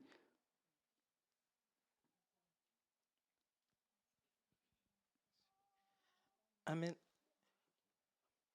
Ma question, en fait, c'est pour une notion que je ne sais pas assez répandue dans notre communauté, mais j'ai souvent entendu qu'une personne est prêtée à une église et je voudrais juste qu'on clarifie ça et comment la personne conçoit la relation avec le pasteur si on dit qu'il est prêté. Quand on parle de prêter, c'est vraiment dans le sens pour pouvoir planter une nouvelle église, pour pouvoir permettre... parce que le point, c'est quoi? C'est que quand, par exemple, on a une nouvelle œuvre qui est en train d'être établie, on a besoin d'ouvriers pour aider dans cette œuvre-là. Et quand on parle de prêter, ça veut dire, par exemple, quelqu'un qui était ici à l'église de l'Est, parce qu'on est peut-être en train de planter une autre église, je ne sais pas, au centre-ville. C'est le pasteur Abou va dire à la personne, OK, tu peux aller les aider. Tu peux aller les aider peut-être à, je ne sais pas, jouer au piano, jouer à la guitare. Et ça, c'est vraiment le point de prêter. Mais il faut que ce soit quelque chose qui soit bien établi avec le pasteur. Amen. Tu ne te prêtes pas toi-même. Amen. Un objet ne se prête pas soi-même. Il faut que le propriétaire le prête. Amen. Donc, il faut que l'église dans laquelle tu es sache que tu as été prêté. Donc, ne te lève pas, tu commences à aller à gauche et à droite et choisir que je vais aller aider dans tel ministère, je vais aller. Écoute, ça, c'est vraiment le désordre. C'est le désordre. Tu sais, si tu dois aller quelque part, va voir ton pasteur et le pasteur, je ressens d'aller aider dans telle œuvre. Et vous savez, ça m'est déjà arrivé. Je suis déjà allé voir mon pasteur, je voulais aider dans telle ou telle chose. Et souvent, ça a été oui, souvent, ça a été non. Amen. Mais on doit réaliser toujours que c'est pour la gloire du Seigneur. Quand nous nous offensons face à un non, c'est parce qu'il y a l'orgueil dans notre cœur. C'est parce qu'on regardait qu'on allait avoir un grand ministère. Amen. Depuis, je veux jouer au piano, alléluia, mais on m'empêche. Mais voilà mon opportunité, mon moment de gloire. Si c'est pour la gloire du Seigneur, quand on te dit non, tu dis amen. Parce qu'en réalité, le ministère, ça fait mal. Le ministère, ça t'occupe du temps, de l'énergie. Vous savez, à Saint-Michel, on a établi un principe. Si tu vas entrer dans le ministère, peut-être des chants, il faut que tu viennes à la pratique le samedi. Et tu dois venir d'abord pendant un bon bout de temps avant que finalement tu vas intégrer. Parce qu'il faut qu'on réalise que le ministère, ce n'est pas pour notre gloire. Si tu veux vraiment faire ministère, il faut que tu sois prêt à sacrifier. Amen. Et c'est pourquoi, quand on t'empêche de faire ministère, en fait, tu dois plutôt être soulagé. Parce que c'est moins de souffrance. Mais si tu voyais ta gloire dans cette affaire, dès qu'on va te dire non, tu vas te fâcher contre le pasteur. Et donc, l'important vraiment dans tout ceci, c'est d'être humble. Humble et soumis. Amen. La sœur Shekin avait une question.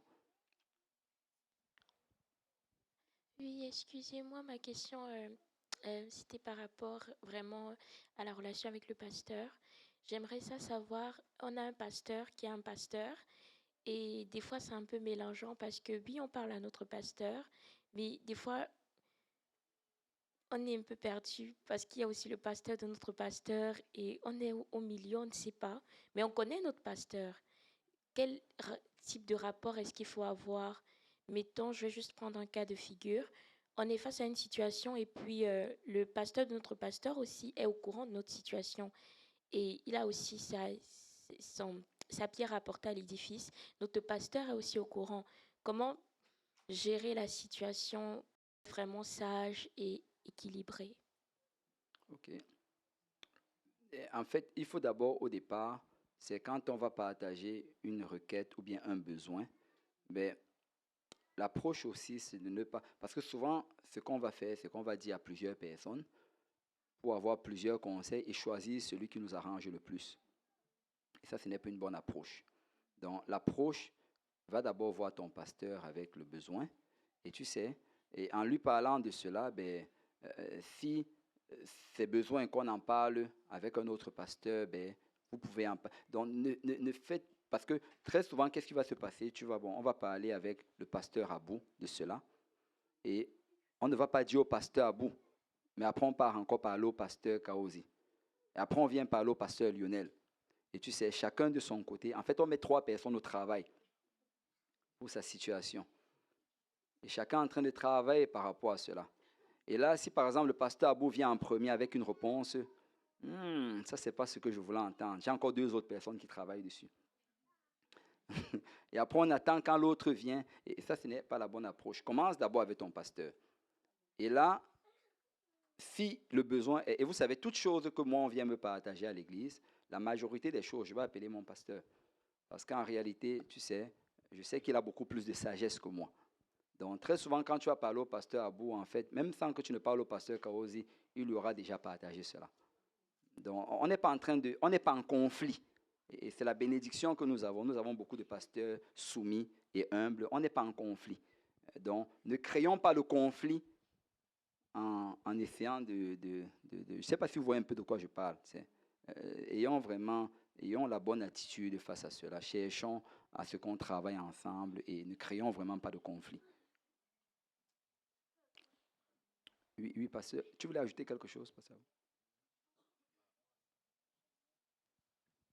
Oui, ces cas de figure, effectivement, que la sœur Shekina dit, effectivement, arrivent souvent dans des cas de, par exemple, oui, dans le cadre de transition et tout. Et ce que tu as apporté, c'est vraiment cela. C'est vraiment aller avec la personne qui est immédiatement proche de toi. Et la personne qui est immédiatement proche de toi, si ça le dépasse, lui aussi va aller voir son pasteur, effectivement. Mais ce n'est pas que c'est forcément mauvais, mais comme tu le dis, c'est bon que la personne immédiate soit effectivement au courant. Maintenant, si tu me permets, bien sûr, ça ouvre quelque chose que je ne sais pas si quelqu'un a posé la question, mais que je voulais approcher, c'est que c'est ceci, c'est que certaines personnes, ils vont être soumis au pasteur, mais ils ne vont pas être soumis aux autres pasteurs qui sont sous lui. Par exemple, il y en a qui vont dire, moi, j'obéis que le pasteur Kaouzi. Si pasteur Lionel me dit quelque chose, ça ne matche pas. Pasteur Kaouzi m'a dit, c'est ceci. Mais ce que tu oublies, c'est que pasteur Kaouzi a donné autorité à pasteur Lionel. Si pasteur Lionel te dit quelque chose, il faut être soumis. Donc, il y a beaucoup de personnes, justement, qui jouent, comme tu as dit, justement, entre les dirigeants, entre les pasteurs. Et puis, des fois, ça peut créer aussi des conflits, justement. Mais béni soit le Seigneur, comme tu l'as dit, il y a aussi un don qu'on appelle le don de la sagesse. Les pasteurs sont wimp de cela. Donc, on sait aussi, justement, jouer avec cela. Donc, il ne faut pas non plus jouer avec les dirigeants, mais aller avec le dirigeant et être soumis au dirigeant immédiat qui est avec toi. Et même s'il ne peut pas résoudre la situation, je te garantis que Dieu va te restaurer anyway, par rapport à cela. Voilà. Gloire au Seigneur. Le pasteur Chevis avait fait ce témoignage une fois que dans son église, il y avait un monsieur qui était soumis seulement qu'à lui. Et tous les autres dirigeants, quand les autres lui parlaient, il n'écoutait pas, mais il était soumis aux dirigeants. Mais à un moment donné, finalement, il a dû quitter en même temps parce que des fois, Dieu lui-même va t'enlever parce que ça ne matche plus. Oui. Amen. Gloire au Seigneur. Amen. Donc, Sœur Clémence avait une question. Oui, moi j'ai une question en fait. Je voulais savoir des fois, comme on sait qu'on doit être soumise à nos dirigeants, tout ça, nos pasteurs.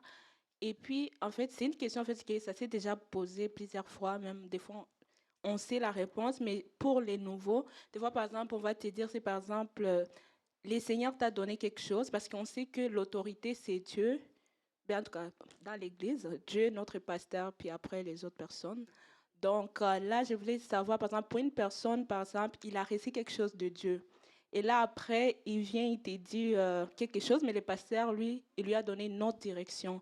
Donc, dans cette situation-là, comment lui conseiller? Parce que quand la personne te le dit, mais tu obéis à ce que ton pasteur t'a dit, il dit, mais là, c'est suivre l'esprit de l'homme, en fait.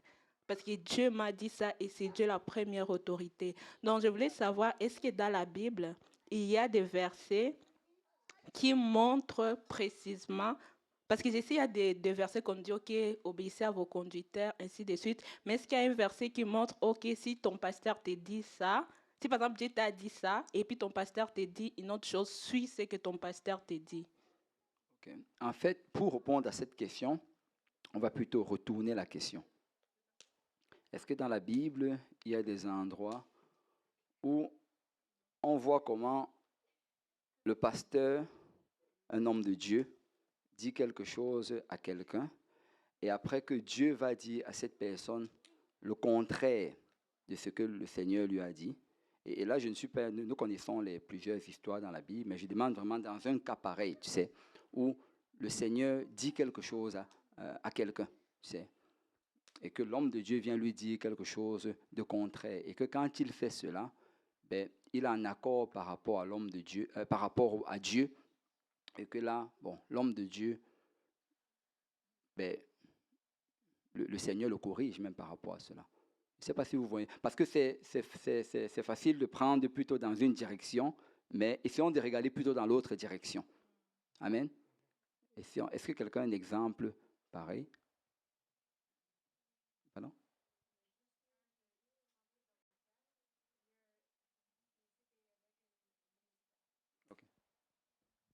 Il y a le jeune ministère qui Dieu a envoyé donner un message dans un autre endroit et le Seigneur lui dit, viens directement après et tu pars immédiatement.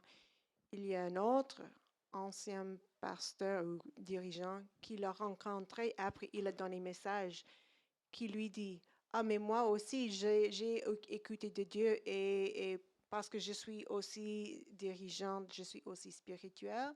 Moi, je te conseille juste reste chez moi et da. Donc, en fait, le premier désobéir à ce que Dieu lui a déjà dit. Donc, si tu peux juste, parce que l'autre était plus ancien que lui, si tu peux juste expliquer. Ouais. Et ça, c'est une bonne question. Le pasteur Émeric a prêché sur cela dimanche. Amen. Et la Bible nous parle de cet homme-là, de Dieu, qui a entendu de la part du Seigneur. Le Seigneur lui a dit, va et annonce ceci à Jéroboam. Et après, traverse ta route. Ne retourne pas en arrière. Ne prends pas du pain et ne prends pas de l'eau. Juste continue. Mais la Bible dit qu'alors qu'il partait et qu'il obéit, il y a un vieux prophète. Rappelez-vous, ce n'était pas son pasteur. Amen. C'était un vieux prophète sur Internet.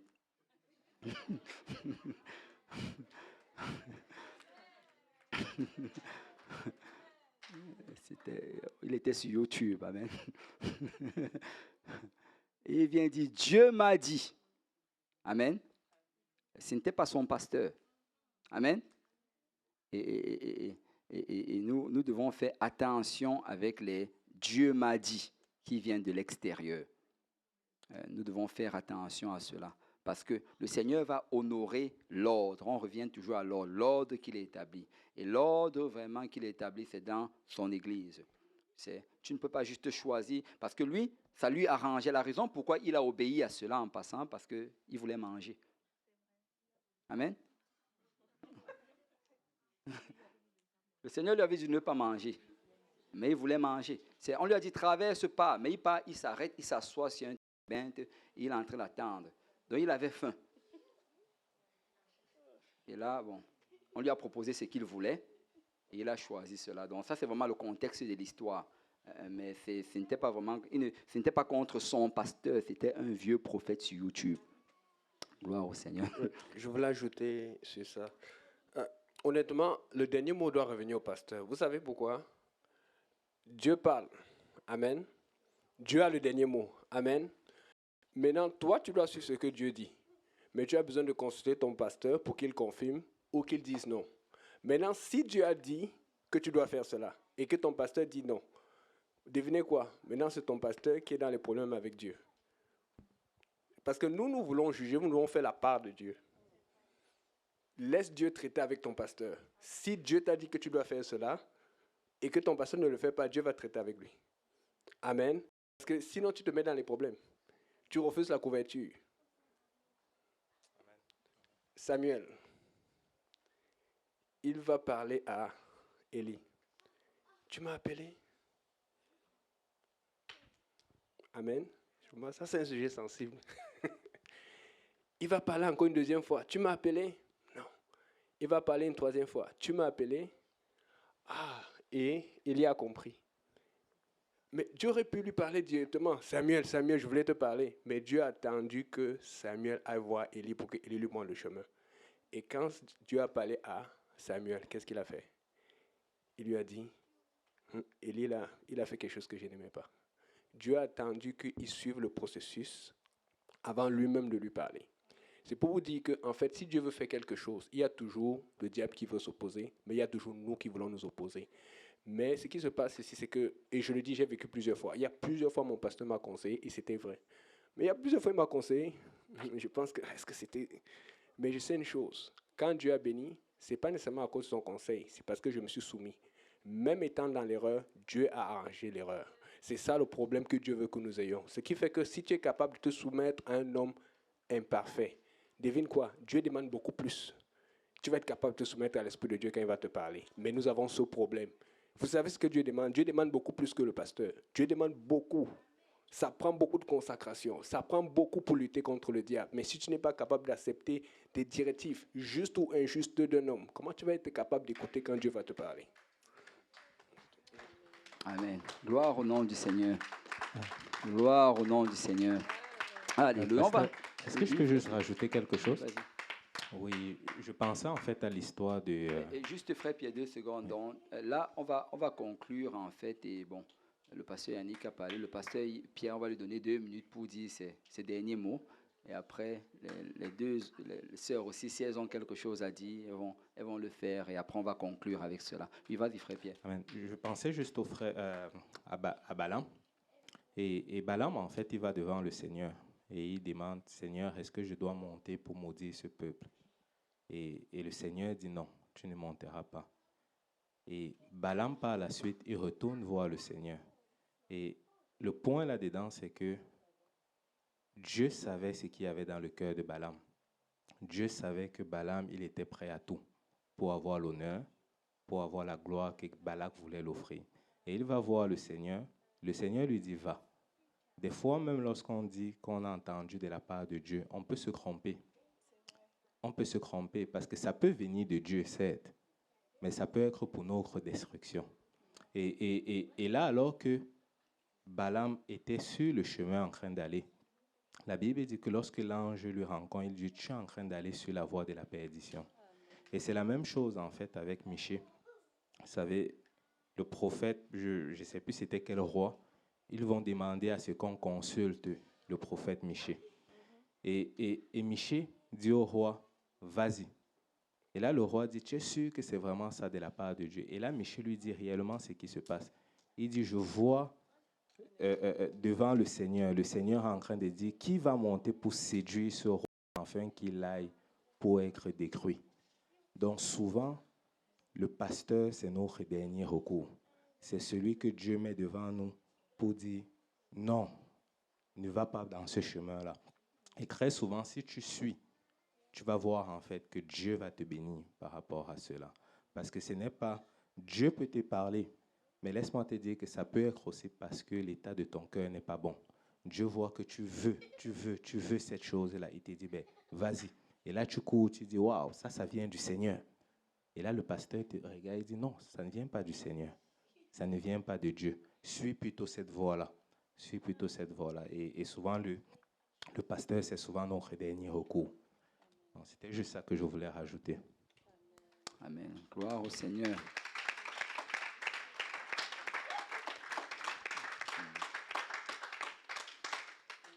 C'était une question qui me trottait depuis. C'est que j'entends souvent, on me dit, malheur à l'homme qui se confie à l'homme. Parce que quand on a parlé de tout ça, ça fait comme si, bon, waouh, c'est comme on est des idolâtres, on adule l'homme de Dieu, on adule le pasteur qui est fait de chair comme nous. Est-ce que alors il y aurait une limite entre servir Dieu ou servir l'homme, ou bien c'est comme, on a l'impression vraiment, on est des idolâtres, eux c'est Dieu, c'est le pasteur, tout c'est le pasteur, donc est-ce que il y a une limite comme on sert le pasteur ou on a servi Dieu, ou bien, et le verset qui dit malheur à l'homme qui se confie à l'homme, donc tout ça là. Amen. Ok, oui, en fait, vous savez, quand tu te confies à ton pasteur, tu ne te confies pas à un homme, mais tu te confies à Dieu. Amen. Et c'est vraiment important de saisir cela. Vous savez, on va prendre un exemple. Quand tu vas, par exemple, quand tu vas devant le gouvernement, je ne sais pas, peut-être pour prendre des papiers d'immigration, c'est la personne qui est au bureau qui te le donne. Ce n'est pas lui qui te le donne, c'est l'institution qui te le donne. Ce n'est pas, même si tu supplies la personne n'importe comment, si l'institution a décidé que tu ne l'as pas, il ne peut rien faire par rapport à cela. Et donc le pasteur, en fait, il est le représentant de Dieu. Il est celui que Dieu a choisi pour pouvoir faire ministère dans ta vie. Donc quand tu te confies à lui, ce n'est pas vraiment à lui que tu te confies, c'est à Dieu que tu te confies. Et c'est pourquoi on parle justement de la foi, que ça prend une grande foi que de se soumettre à l'homme de Dieu. Amen. Gloire au Seigneur. Je pense aussi que le pasteur l'a dit hier, ce n'est pas à la chair qu'on se confie, mais c'est à l'autorité que Dieu a déposée sur lui qu'on se confie. C'est ça, c'est à l'office, vraiment, c'est à l'office. Sam Morgan, tu avais quelque chose à dire? Tu es correct? Gloire à Dieu. Avant que le pasteur Lien ne conclue, je voulais ajouter quelque chose qu'on a dit. Nous sommes unicitaires partout.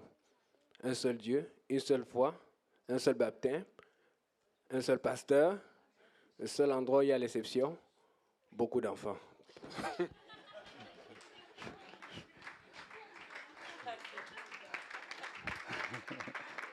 Alléluia. On va se lever dans la présence du Seigneur. Alléluia, gloire au Seigneur. Bon, beaucoup d'enfants, amen. Et si tu es unicitaire dans tout, tu vas produire beaucoup de fruits. Amen. Alléluia, gloire au Seigneur. Je vais inviter le pasteur Luc à venir, s'il peut prier pour nous. Je sais que je ne l'avais pas préparé, mais personne aujourd'hui n'a été préparé. Amen. On se laisse juste diriger par le Saint-Esprit. On va demander au pasteur Luc de prier pour nous. Amen. Vous savez, quand je suis venu dans le Seigneur, je me rappelle toujours du pasteur Luc. Il a toujours eu un esprit humble. Vous savez, je n'ai jamais vu en lui la moindre rébellion. Alléluia. Il a toujours été, alléluia. Quelqu'un a besoin d'avoir l'humilité du pasteur Luc. Amen. Quelqu'un doit avoir, alléluia. C'est si tu es à l'église de Montréal-Nord, tu es béni. Amen. Tu es béni. Alléluia. Et tu dois copier le pasteur Luc.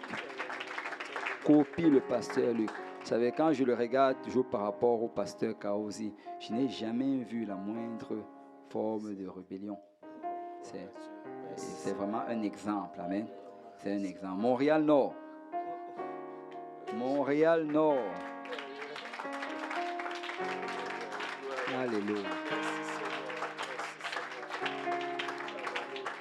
Si tu as un esprit de rébellion, ça ne vient pas du pasteur Luc. Amen. Ça vient d'un vieux prophète sur YouTube. Gloire au Seigneur. Je vais demander au pasteur Luc de prier pour nous, s'il vous plaît. Merci, Seigneur. Alléluia. Prions le Seigneur tous ensemble. Père, alléluia, nous sommes vraiment reconnaissants de tout ce que tu as semé dans nos cœurs, Seigneur Jésus-Christ. Durant, papa, cette conférence, papa, et je sais que, papa, nous allons transformer, papa, par ces paroles, par tous ces conseils, Jésus. Merci, papa, d'avoir utilisé, Jésus, tes enfants, papa, pour nous parler de la sorte, Jésus. Nous voulons, papa, rester soumis, papa, devant toi, Seigneur Jésus-Christ. Donne-nous un cœur humble, papa. Alléluia, c'est à cela que nous a appelés comme peuple. Papa, encore bénis chacun de nous, Seigneur. Bénis tes enfants, Seigneur Jésus-Christ. Et nous prions, papa, que tout esprit de rébellion quitte ce lieu, quitte nos églises, quitte nos enfants. Papa, que esprit de paix, papa, d'amour, Seigneur Jésus-Christ, de sincérité demeure dans le cœur, dans la vie, Seigneur. C'est à continuer à marcher avec toi. Père, nous prions, Seigneur, pour le reste de la conférence, sur le reste de la journée, papa. Et le reste de nos vies entre tes mains, Seigneur, encore loin, papa, nos pasteurs jeunes, encore davantage. Père, alléluia, comme, papa, alléluia, Élisée a fait plus que papa de ce que, alléluia, son pasteur a fait, papa. Tu lui donnes plus d'humilité, papa, afin que, papa, alléluia, qu'il fasse, papa, plus, papa, alléluia, que son pasteur, Jésus. Esprit de l'humilité, papa, dans sa vie, Jésus-Christ et toute sa famille. Papa, j'ai pris, Seigneur, à chaque personne qui a parlé ce matin, Seigneur Jésus-Christ, papa. Que le vie, Seigneur, conduit, papa, alléluia, chacun de nous encore plus loin, Seigneur. Merci pour chaque jeune qui présente ici en ces lieux, de chaque église, Seigneur, papa, et montre leur exemple, papa, à travers ce qu'ils ont reçu ce matin, papa. Prions, papa, tu étends ta main sur chacun de nous, papa, sur ton église et ton peuple, Seigneur Jésus, et nous garde, papa, et nous préserve de tout mal, de toute chute de l'ennemi, Seigneur. Mais nous donner encore, papa, un esprit, papa, d'humilité, afin que nous marchions, papa, tous ensemble dans ta présence. Père, garde-nous, papa, alléluia, pour le reste de nos vies, papa, le restant de la journée, le restant de la semaine, papa. Aide-nous encore à être sensibles à ta voix et ton esprit, Père, afin que, papa, alléluia, ta parole nous conduise encore plus loin avec toi, Seigneur, jusqu'à ce que tu viennes, Père. Mais c'est avec action de grâce dans nos cœurs, nous te prions, Père, au nom de Jésus, que tout le monde dise au nom de Jésus. Nom de Jésus, alléluia. Si on peut battre nos mains pour le Seigneur, alléluia. Merci Seigneur, merci Seigneur. Alléluia, gloire au nom du Seigneur. Peuple de Dieu, ce que nous avons abordé aujourd'hui va nous amener très loin. Amen. Nous allons mettre cela en pratique. Je vais donner un défi à tout le monde. Alléluia. Si d'ici dimanche soir à minuit au plus tard, alléluia, je veux que tu saches qui est ton pasteur. Amen. Alléluia. Si tu as des doutes, appelle, amen, demande. Mais tu dois savoir, tu ne peux pas rester, tu ne peux pas être une brebis juste égarée entre deux bergeries. Amen. Tu dois savoir qui est le berger. Amen. Alléluia. Parce que c'est vital. c'est vital. Que le Seigneur vous bénisse. Nous avons la pizza. Je ne sais pas si on peut avoir des tables à l'extérieur. S'il y en a, des tables pliables. Mais s'il n'y en a pas, peut-être qu'on risque de devoir monter en haut. Je ne sais pas comment ça va se passer. Pasteur Abou dit qu'il y en a. Donc peut-être si on peut avoir quelques jeunes hommes qui vont prendre des tables, on va les amener à l'extérieur. Et pendant qu'on va le faire, si peut-être si on peut fraterniser, saluer notre frère, notre soeur, et on se voit dehors dans quelques minutes pour la pizza.